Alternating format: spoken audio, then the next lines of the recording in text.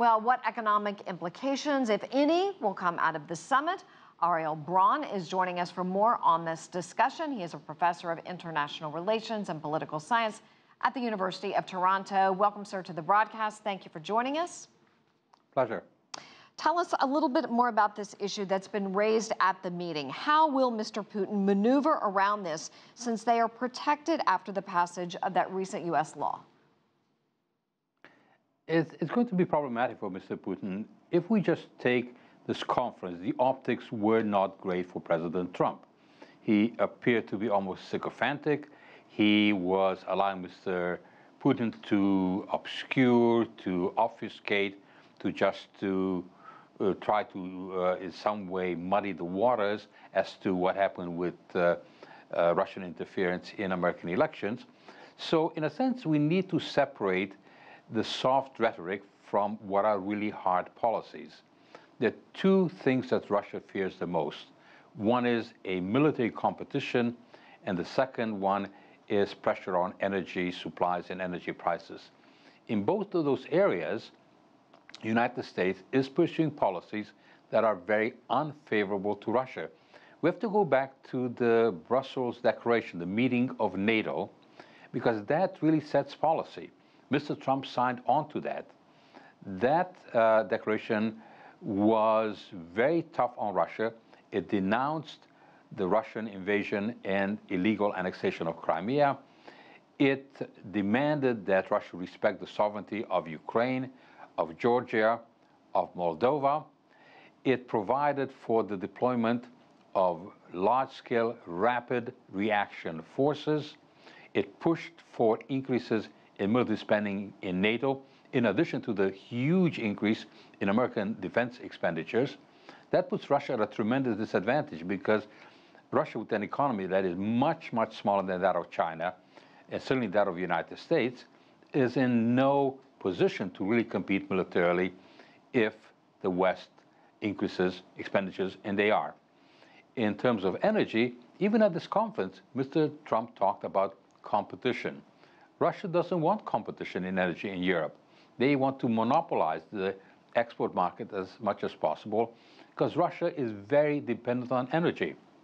Russia exports energy on a large scale, and about 60% of their exports consist of energy.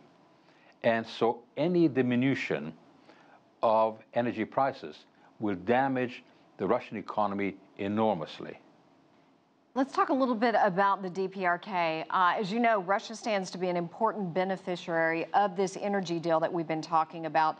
One obvious option would be to help North Korea and its energy problems could be this natural gas pipeline that would carry Russia's natural gas via China to both the DPRK and South Korea. Would this be a real incentive for Russia to negotiate on?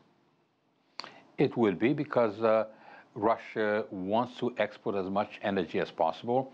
It has a unidimensional economy. It's not very effective in exporting much beyond energy and armaments.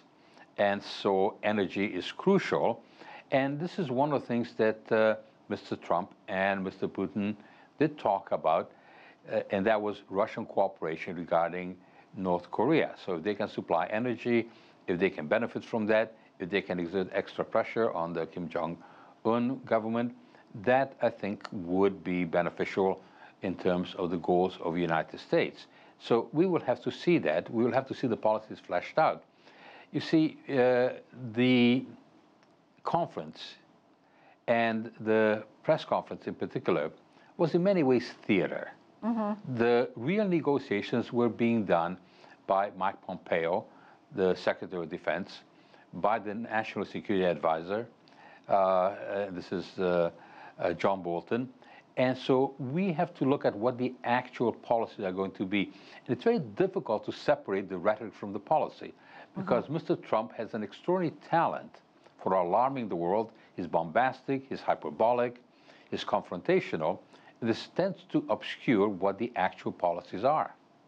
Russia wants to invest $50 billion in Iran, but the U.S. is obviously putting the clamp on Iran. Would we be losing oil production? there may be some loss of oil production in the case of Iran, but this is one of the things that the United States is trying to do, is to try to get Saudi Arabia to put more energy on the market, as well as put much more American energy on the market. And Mr. Trump talked about selling natural gas to Europe, liquefied natural gas, and the Americans have already sent over some tankers.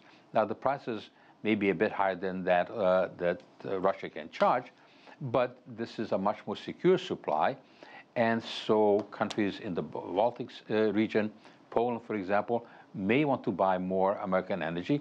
The United States is producing an increasing amount of energy and becoming a very large energy supplier. And I think this is, again, bad news for Russia. Well, Professor Braun, we're going to have to leave it right there. We could talk about this for quite a while. And as you said, it was theatrics, what we saw today, and a lot of the negotiation went on behind the scenes. Thank you for your time joining us live from Toronto.